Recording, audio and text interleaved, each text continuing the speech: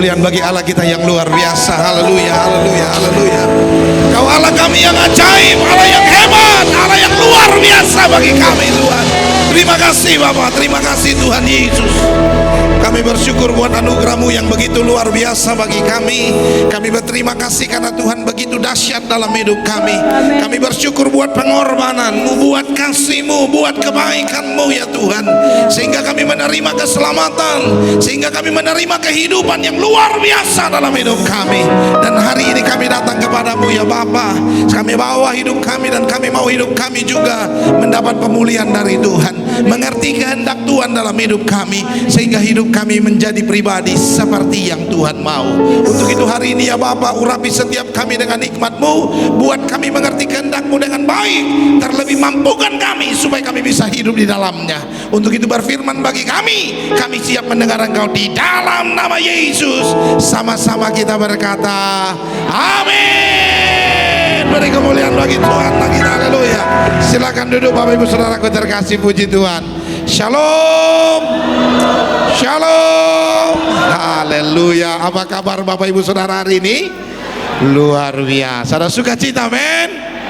Coba lihat kiri kanan dulu, betulkah ada sukacita di wajah mereka? Haleluya. Atau cuman amin-aminnya saja yang kencang? Saya percaya waktu lihat kiri kanan senyumnya indah semua, betul ya? Oh haleluya. Baik, saudaraku terkasih, senang sekali ketemu dengan Bapak Ibu Saudara di Jumat, di hari Jumat di mana kita memperingati hari Jumat Agung, saudara terkasih ya. Dan saya percaya saudaraku terkasih, berkat Allah terus berlimpah dalam kehidupan kita. Amin. Saudaraku terkasih, hari ini tema yang diberikan buat saya temanya adalah pemberian terbesar. Temanya adalah pemberian terbesar. Yuk sama-sama kita bilang 1, 2, 3. Pemberian terbesar. Haleluya. Baik, sama-sama kita lihat satu firman Tuhan hari ini akan memberkati kita.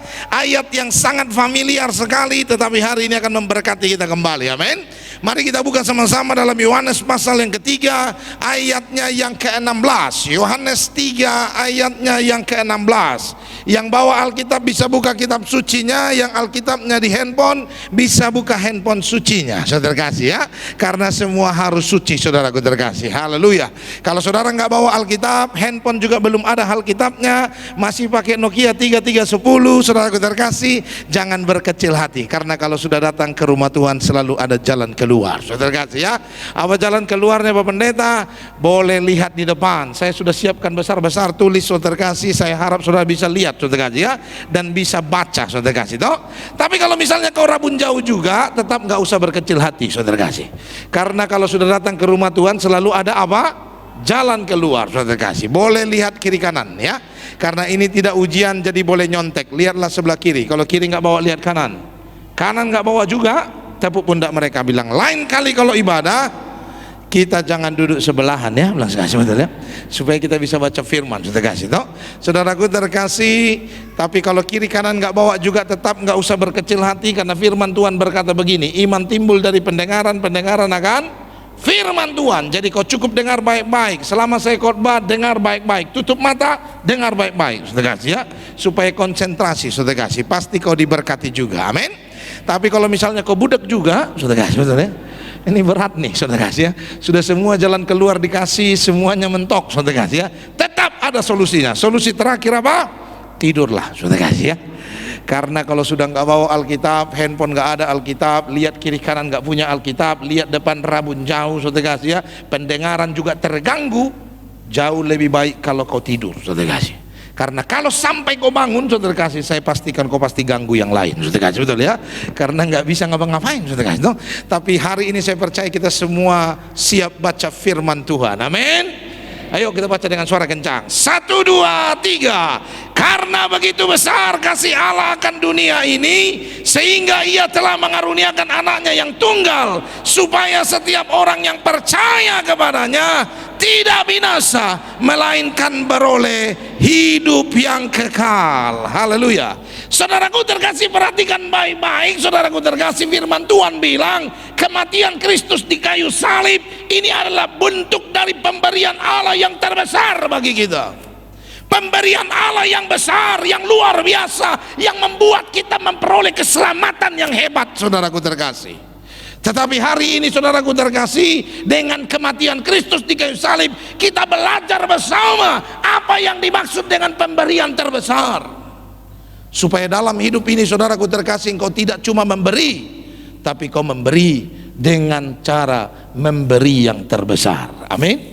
Saudaraku terkasih, makna bagi Tuhan itu, saudara, makna pemberian terbesar itu beda dengan cara berpikir kebanyakan orang, saudara. Memberi yang terbesar bagi Tuhan itu, saudaraku terkasih, pemberian terbesar itu tidak selalu berbicara tentang nilai atau jumlahnya. Kadangkala ada orang memberi sedikit, justru Tuhan bilang itu memberi yang terbesar. Ada yang memberi besar, justru Tuhan bilang dia tidak memberi apa-apa. Ingat kisah seorang janda di bait Allah, saudaraku terkasih.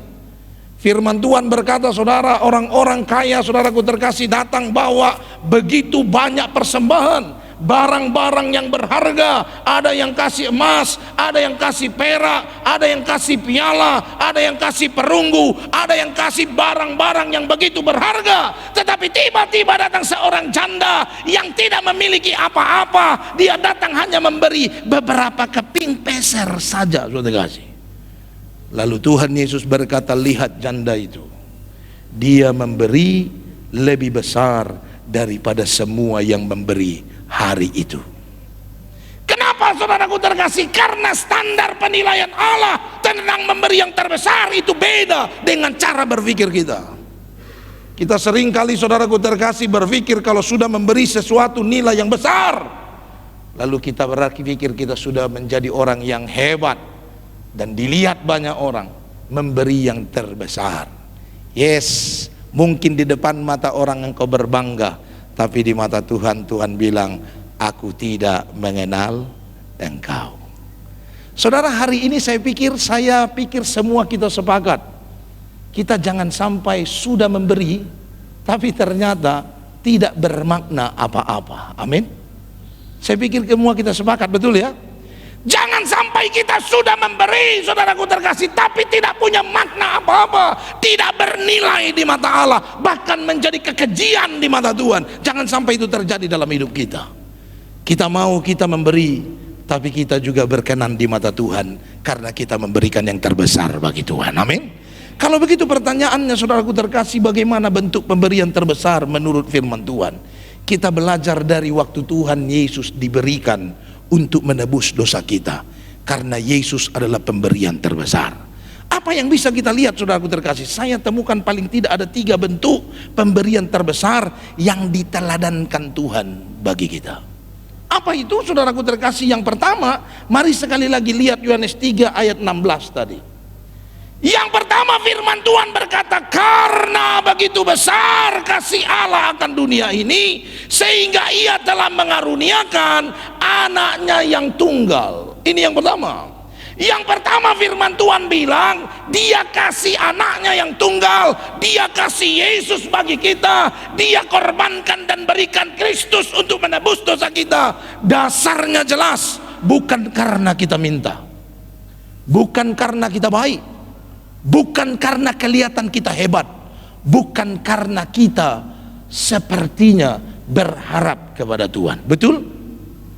Firman Tuhan bilang Yesus datang ke dunia, dikorbankan ke dunia justru ketika kita sedang berdosa dan tidak pernah melihat, menginginkan sesuatu yang indah di pandangan Allah dalam kehidupan kita.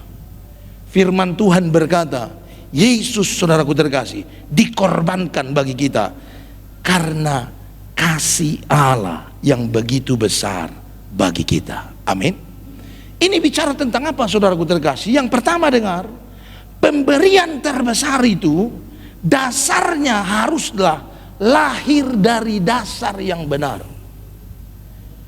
Pemberian terbesar itu harus lahir dari dasar yang benar, bukan dari jumlah yang besar, tapi dari dasar yang benar. Dasar yang benar itu apa? Waktu kau memberi, dasar yang paling tepat itu adalah kasih Kristus. Itu dasar yang paling tepat. Sebab, saudaraku terkasih, seorang bisa memberi tanpa kasih, tapi kalau orang mengasihi, tidak mungkin tidak memberi. Orang bisa memberi karena dia punya. Saya punya uang 1 miliar, saya kasih saudara 10 juta. Mungkin karena kau butuh uang, kau senang sekali pasti, betul? Buat saya itu enggak mempengaruhi kantong saya, karena cuma 10 juta yang keluar.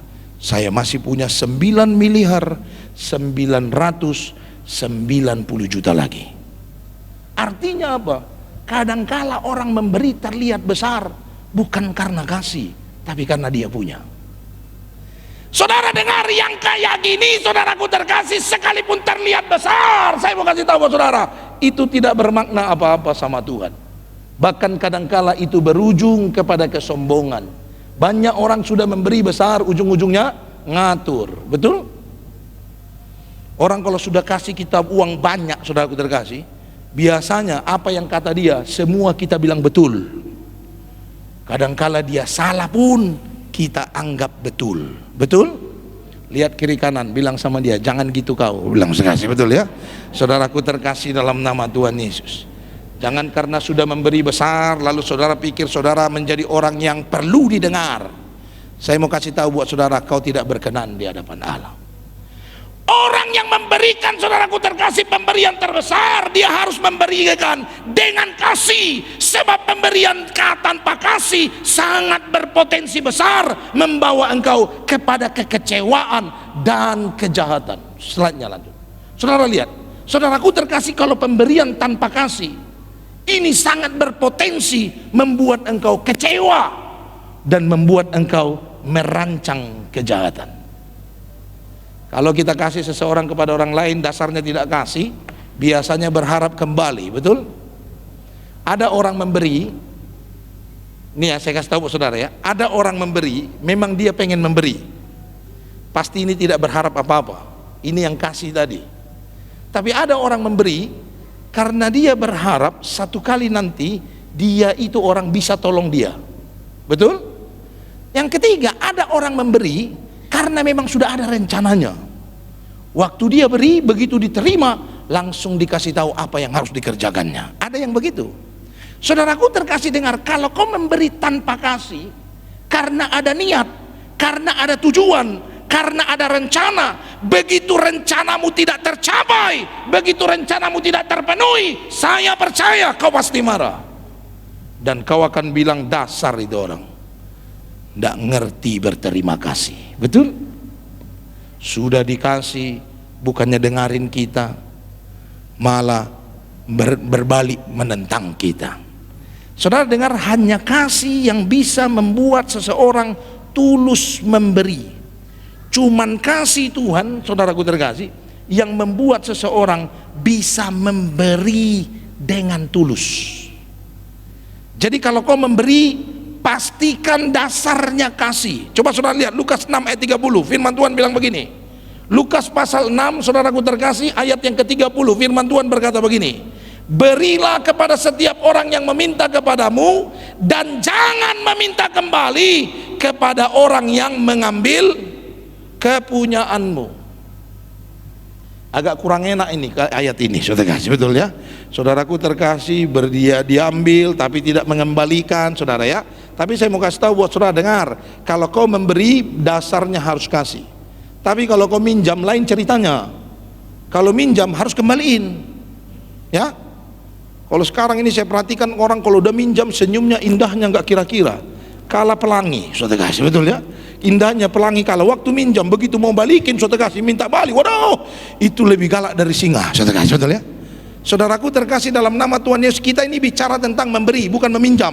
Nanti lain catatan, nanti lain temanya, saudara kasih, betul ya? Kita sekarang bicara memberi. Kalau kau memberi, saudaraku terkasih, kau harus memberi karena dasar kasih, sehingga apa yang kau beri tidak kau otak-atik, saudara kasih. Kau harus percayakan kepada Allah, kau harus percayakan kepada Tuhan. Apa yang kau beri dengan kasih, karena itu yang difirmankan oleh Allah. Seperti Yesus, waktu dia diberikan kepada kita, sekalipun lewat penderitaan. Saya mau kasih tahu saudara, apakah saudaraku terkasih, waktu dia sudah mati, lalu kita dipaksa-paksa harus percaya pada Yesus? Apakah seperti begitu?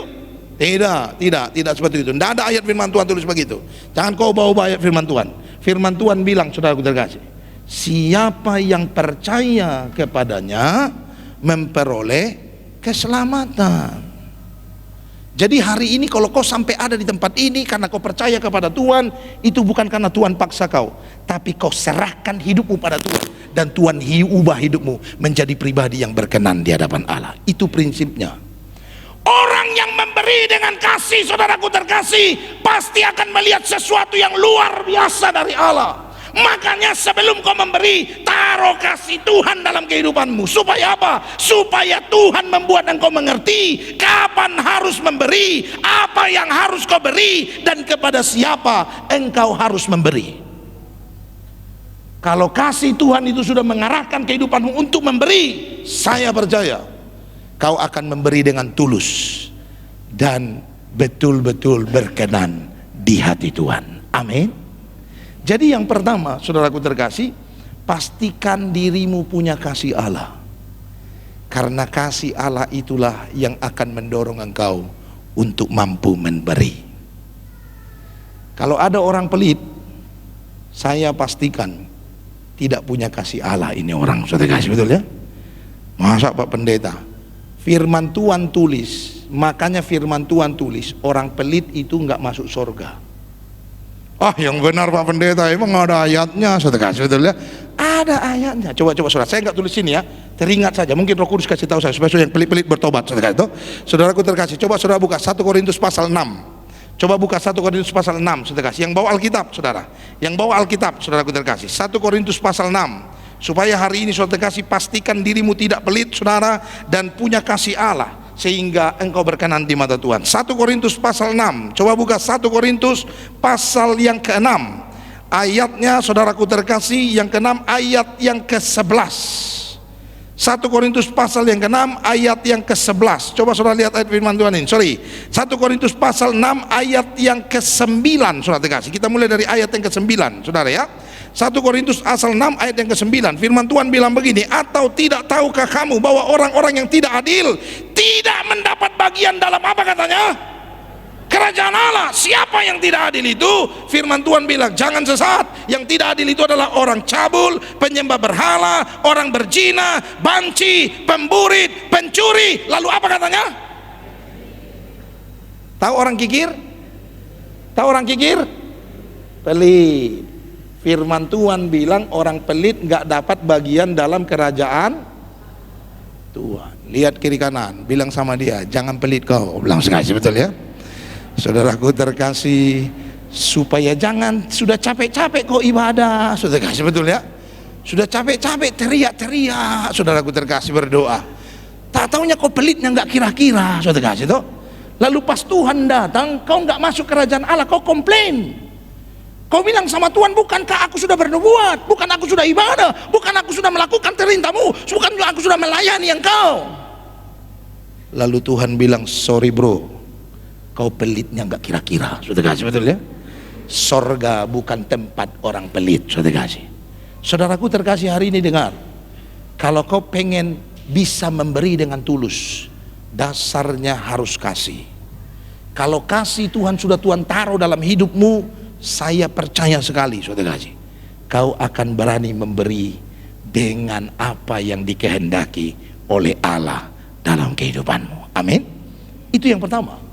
Yang pertama yang Tuhan ajarkan lewat kematian Tuhan Yesus bagi kita tentang memberi adalah, yang pertama, dasar memberi itu haruslah kasih. Itu yang pertama. Yang kedua, mari lihat saudaraku terkasih, apa yang Tuhan ajarkan tentang pemberian terbesar. Yohanes 3 ayat 16 tadi sekali lagi bilang begini, karena begitu kasih Allah besar, kasih Allah akan dunia ini, sehingga ia telah mengaruniakan anaknya yang tunggal.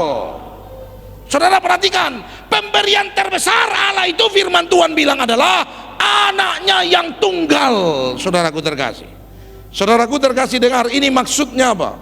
Yang kedua, dengar, pemberian terbesar itu adalah pemberian yang dilakukan dalam pengorbanan. Saya ulangin sekali lagi, apa itu pemberian terbesar? Pemberian terbesar itu adalah pemberian yang dilakukan dalam pengorbanan. Tadi di awal saya cerita tentang janda yang memberi 3 peser perak tadi, betul? Saudara pernah baca cerita itu? Saudaraku terkasih, saya tanya, kenapa Yesus bilang dia pemberi yang terbesar daripada yang beri yang mahal-mahal tadi?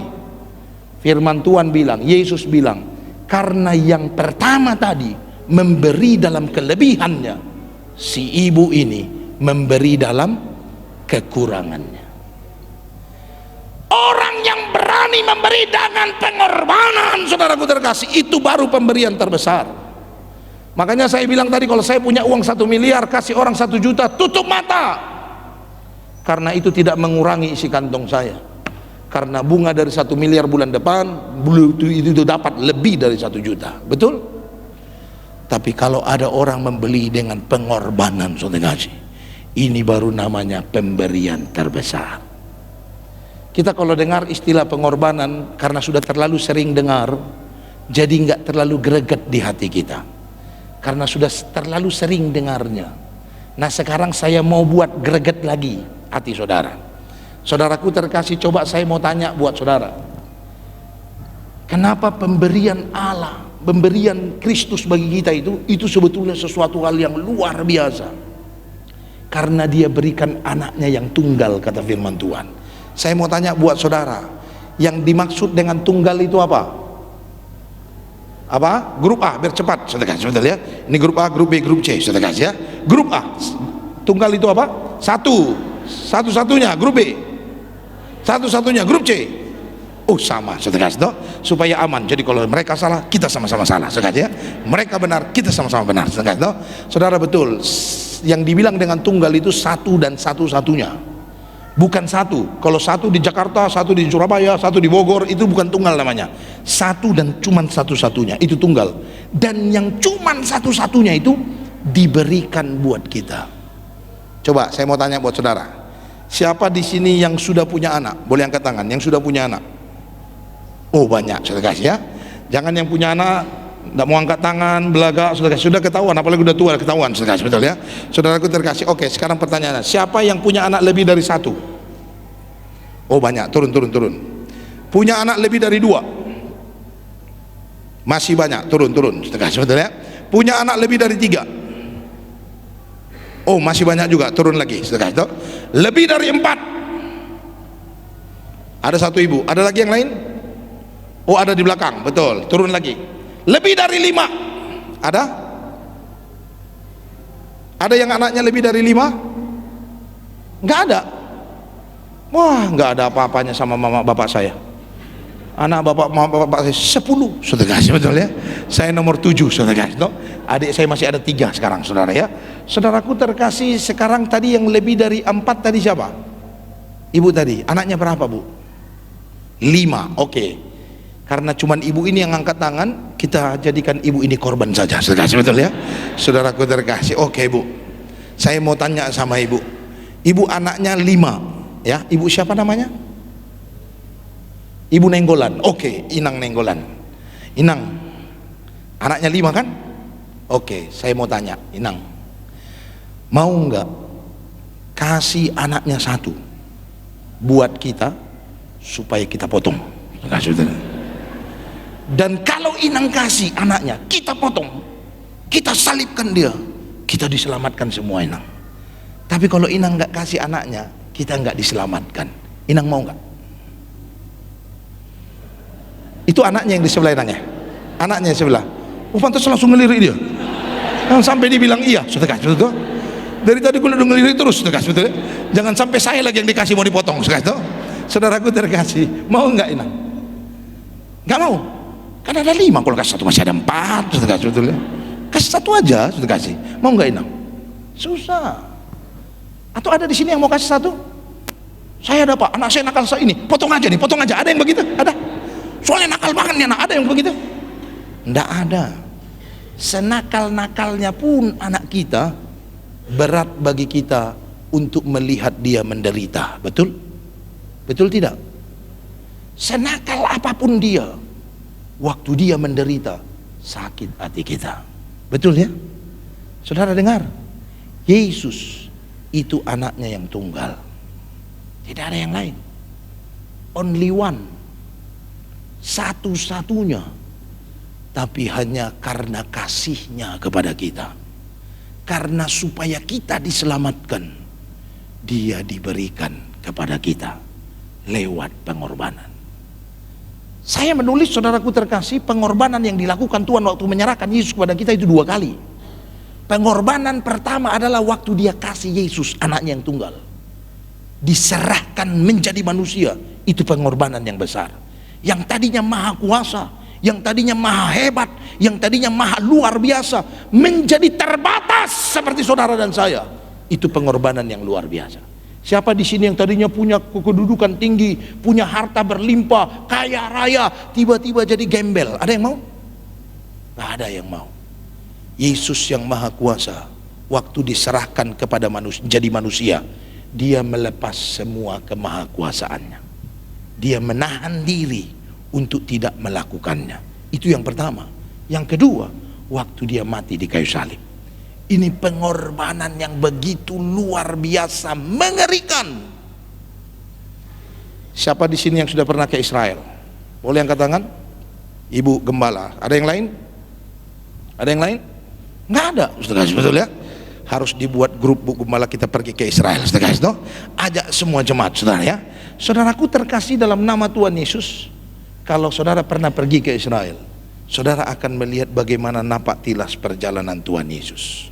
Memang betul, sudah sulit mencari yang asli, tapi saya menemukan ada satu napak tilas penderitaan yang kelihatan jelas bagaimana kita bisa merasakan begitu menderitanya Yesus waktu itu. Saudaraku terkasih, di Yerusalem itu, saudara, ada satu gereja namanya Saint Peter Kaligantu, saudara kasih ya. Gereja Saint Peter Kaligantu ini, saudaraku terkasih, ini adalah gereja yang dulunya ini adalah rumah Imam Kayafas. Saudaraku terkasih dalam nama Tuhan Yesus, di dalam gereja itu kayak kita begini, saudara kasih, di dalam gereja. Jadi gereja itu, saudaraku terkasih, agak besar, bagus, saudara kasih. Lalu di depan, saudara kasih, di depan gereja itu ada lubang besar, ditutup kaca, saudara. Lubangnya kira-kira muat saya lah kalau masuk, saudara kasih. Jadi kalau saya muat, semua muat, saudara kasih, betul ya. Saudaraku terkasih, karena saya size-nya besar, saudara kasih ya. Saudaraku sekitar kira-kira muat saya lah lubangnya gitu di depan. Itu di pagar, saudara kasih, ditaruh kaca, saudara. Nah, saudaraku terkasih, di bawah, setelah kita biasanya dijelaskan di atas, saudara kasih, kita akan dibawa ke bawah gereja, diajak ke bawah gereja, saudara. Nah, di bawah gereja itu, saudaraku terkasih, ada seperti sumur batu, ada seperti dindingnya batu semua, saudaraku terkasih ya, seperti sumur, saudara. Dan itu tempat sempit, dan itu tempat gelap dan mengerikan sekali. Sekarang mungkin sudah diperbaiki, jadi bagus karena banyak wisata datang, saudara. Tapi walaupun diperbaiki, kalau saudara datang ke situ, saudara bisa melihat mengerikannya tempat itu. Dan saudara tahu, dulu sebelum itu sumur itu adalah penjara sementara.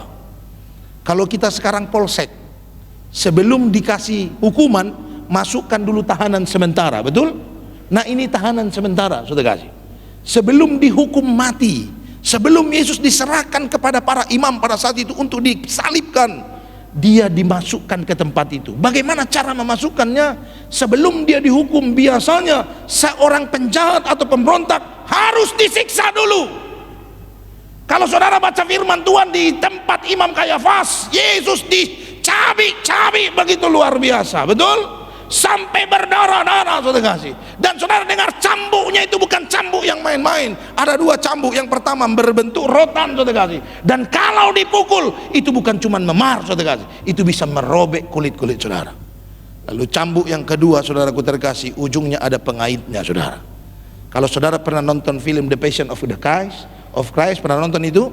Kita nonton itu, kita nangis terus sampai ditutup itu film, karena begitu mengerikannya, betul? Saya mau kasih tahu, saudara dengar, itu belum ada apa-apanya. Kalau saudara baca kitab Yesaya, firman Tuhan bilang, sampai-sampai orang melihat wajah Yesus, orang tidak kenal, orang tidak tahu itu manusia atau bukan, karena saking hancurnya semua.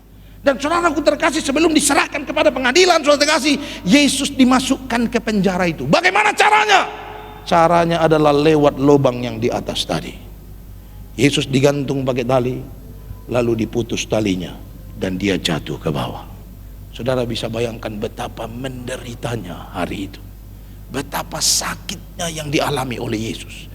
Tapi sakit yang dialami oleh Yesus karena dia mau ambil sakit yang harusnya kita alami dalam hidup kita. Pengorbanan Allah, pemberian Allah yang terbesar dia berikan tidak main-main, bukan karena sanggup, tetapi karena penuh pengorbanan yang begitu luar biasa. Saudara kalau baca sebelum Yesus ditangkap, firman Tuhan catat di Taman Getsemani 3 kali Yesus berdoa. Dia berkata, kalau boleh lalukanlah cawan ini daripadaku. Dia bangun lihat murid-muridnya tidur, dia suruh bangun, lalu dia balik lagi berdoa. Dia berdoa lagi, kalau boleh lalukan cawan ini daripadaku. Dia balik lagi, dia lihat murid-muridnya sudah tidur, dia tidak bangunkan, dia balik lagi berdoa sekali lagi. Di firman Tuhan catat, dia berdoa dengan doa yang sama, kalau boleh lalukan cawan ini daripadaku. Kenapa Yesus sampai berdoa begitu? Karena pengorbanan itu begitu mengerikan, saudaraku terkasih. Dan itulah rupa terbesar dari pemberian yang sesungguhnya. Kalau hari ini saudaraku terkasih, kau bilang kau sudah memberi yang terbesar, tapi kau tidak memberi dalam pengorbanan, saya mau kasih tahu buat saudara, itu bukan pemberian yang terbesar. Itu kau nyumbang saja, saudara, karena kau punya sesuatu. Kalau kau sungguh-sungguh mau memberi yang terbesar untuk kemuliaan Allah, ini bukan cuma bicara tentang uang, saudara kasih, tapi bicara tentang hidupmu, tapi bicara tentang kepintaranmu, tapi bicara tentang kemampuanmu, tapi bicara tentang skill yang Tuhan percayakan kepadamu. Kalau kau mau beri kepada Tuhan dengan pemberian yang terbesar, harusnya kau tidak bersungut-sungut. Lakukan yang terbaik untuk kemuliaannya Allah. Amin. Pengorbanan adalah gambaran yang sesungguhnya dari pemberian yang terbaik dan kasih yang terbesar. Sebelum melakukan pengorbanan, saudaraku terkasih, sebetulnya kita belum memberikan yang terbesar. Saudara lihat firman Tuhan Yohanes 15 ayat 13. Firman Tuhan berkata, tidak ada kasih yang lebih besar daripada seorang yang memberikan nyawanya untuk siapa katanya? Saudara perhatikan baik-baik ayat ini, saudara. Dia tidak bilang untuk anaknya, dia tidak bilang untuk keluarganya, untuk istrinya, untuk suaminya, bukan. Dia bilang untuk siapa? Sahabat-sahabatnya. Siapa sahabat itu? Sahabat itu orang yang tidak punya hubungan darah dengan dia, tetapi dia mengasihi sahabatnya. Saudara dengar, ini bicara pengorbanan yang luar biasa. Kalau sampai ada orang bisa melakukan hal ini dan Yesus melakukannya, inilah kasih dan pemberian yang terbesar yang sesungguhnya. Hari ini saudaraku terkasih, jika engkau ingin memberi yang terbesar, saudaraku terkasih, kau harus memberi dalam pengorbanan. Jangan engkau merasa sudah mengaku sudah memberikan pemberian terbesar jika engkau belum memberi dalam pengorbanan. Karena kalau memberi dalam kelimpahan, firman Tuhan bilang itu bisa dilakukan oleh semua orang. Amin. Hari ini yang kedua, pemberian yang terbesar itu bicara tentang memberi dalam pengorbanan. Amin. Lihat kiri kanan, bilang sekali lagi, jangan pelit kau, saudara kasih, betul ya? Saudaraku terkasih, karena yang memberi saja kadang tidak berkenan, apalagi tidak berkorban, saudara kasih, betul ya? Saudaraku terkasih, jadi kalau sampai ada orang pelit, makanya sekali lagi saya bilang, tidak berkenan di mata Tuhan. Karena di dalam hidup orang pelit tidak ada kasih Tuhan. Tidak mungkin dia mau berkorban. Orang pelit itu tidak mau mungkin berkorban. Dia kasih sedikit saja sudah puji Tuhan itu. Betul ya? Itu kalau orang pelit kasih sedikit saja, itu seperti orang diselamatkan, malaikat di surga bertempik sorai. Saudaraku terkasih, jadi untuk itu mari taruh kasih Allah supaya kita masuk dalam kemuliaan Tuhan. Amin. Itu yang kedua. Yang ketiga dan terakhir, saudara kasih. Terakhir, saudara kasih. Jangan lupa terakhir harus kencang, betul ya? Saya kalau khotbah, saudaraku terkasih, di mana-mana terakhir suara saya kencang. Kenapa? Karena kalau pendeta ngomong terakhir, biasanya mujizat terjadi, saudara kasih. Biasanya kalau sudah pendeta bilang terakhir, terakhir biasanya yang buta melihat, saudara kasih toh. Yang tadi udah mulai buta, saudara kasih, udah mulai gelap, nggak kelihatan apa-apa lagi, saudara kasih toh. Begitu benar-benar terakhir langsung dicelikkan matanya, betul ya. Jadi kalau poin 1, 2 dia nggak dengar, poin 3 dia dengar, dia pulang tidak dengan tangan nampak, bawa 1 poin, saudara kasih ya. Jadi nggak sia-sia ibadahnya, ada 1 poin dibawa pulang. Yang terakhir, pemberian terbesar itu bicara tentang apa? Yesus waktu disalib di kayu salib, dia mengajarkan kita hal yang ketiga. Apa itu? Firman Tuhan bilang begini, Yohanes 3 ayat 16. Karena begitu besar kasih Allah akan dunia ini, sehingga ia telah mengaruniakan anaknya yang tunggal, supaya setiap orang yang percaya kepadanya tidak binasa, melainkan beroleh hidup yang kekal. Firman Tuhan bilang pemberian yang terbesar itu harus merubah status orang lain, harus merubah kehidupan orang lain. Itu baru pemberian terbesar namanya. Yesus diberikan bagi kita, status kita berubah. Tadi harusnya mati dalam kebinasaan, dirubah menjadi hidup kekal bersama dengan Bapa selama-lamanya. Amin. Berubah status kita waktu Yesus diberikan. Hari ini dengar, waktu kau memberikan pemberian terbesar dalam kehidupanmu, yang ketiga, pemberianmu harus mengubah hidup orang lain. Jadi jangan main-main dalam memberi, karena pemberian yang kau lakukan itu bisa mengubah kehidupan orang lain menjadi orang yang lebih baik dan berkenan kepada Tuhan. Saudaraku terkasih dalam nama Tuhan Yesus, maka hari ini kau harus mengerti bahwa pengorbanan Yesus di kayu salib mengubah status kehidupan kita yang percaya kepadanya. Harusnya kita binasa, dirubah menjadi hidup kekal dalam sukacita bersama dengan Bapa yang di sorga. Maka saudaraku terkasih, pemberian yang terbesar akan mengubah cara pandang, mengubah, menciptakan pengharapan, dan menumbuhkan semangat yang baru dalam kehidupan setiap orang yang menerimanya. Kau kalau memberi dengan tulus, lalu memberi sesuatu yang orang lihat, harusnya tidak kau beri, tapi kau beri. Saudara dengar, ini bisa mengubah kehidupan orang lain.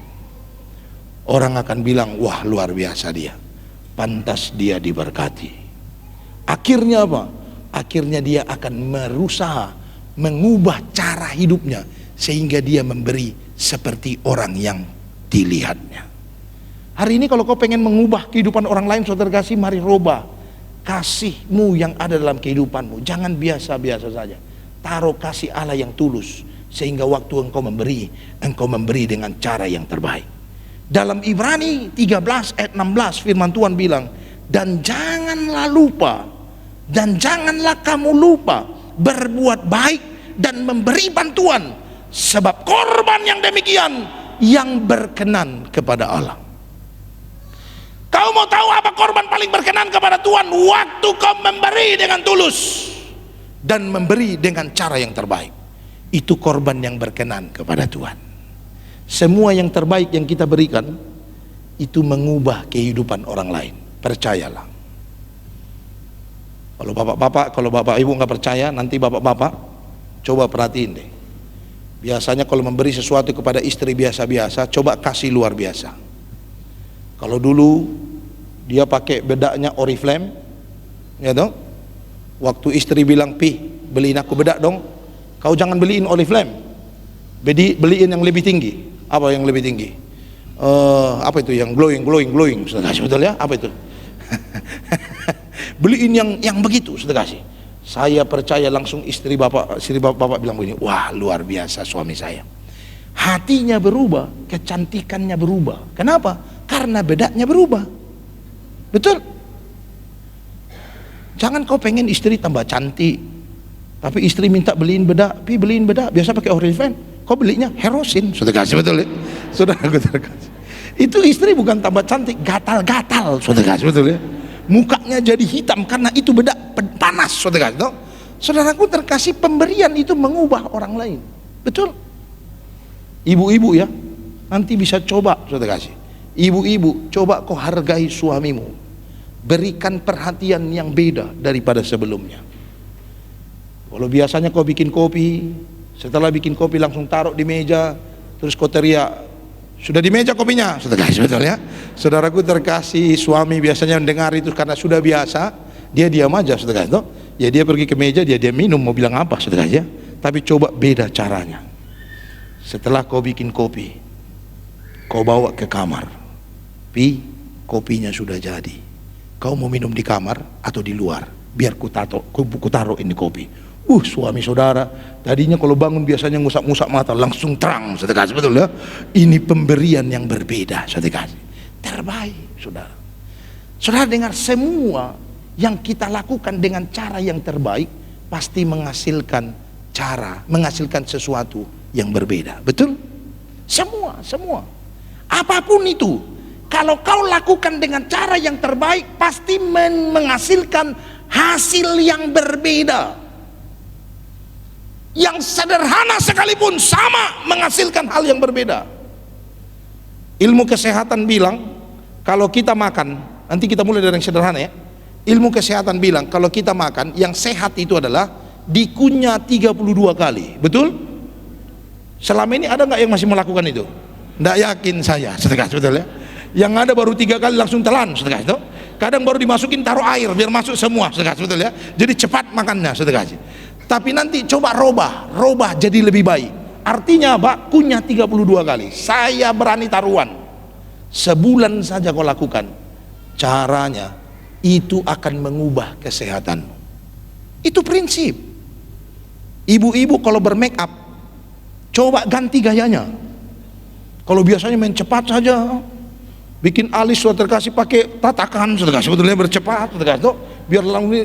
Coba nanti ganti gayanya, lebih halus, sudah kasih, pelan. Kalau lihat mulai agak tumpul itu pensilnya, runcingkan lagi, sudah kasih, betul ya, bikin lagi.